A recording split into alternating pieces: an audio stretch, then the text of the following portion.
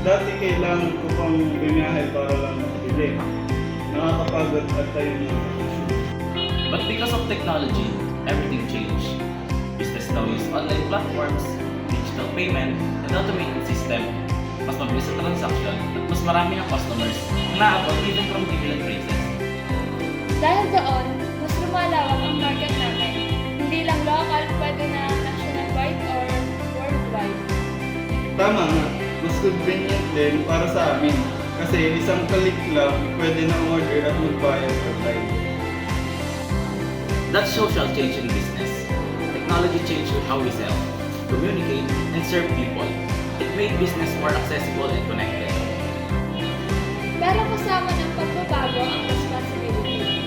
Kailangan namin siguraduhin na safe ang customer data at secure ang online transaction.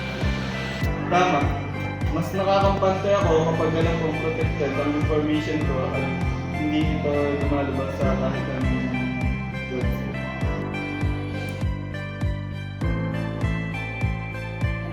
Technology doesn't just make business faster. It changed how we care for our customer and community.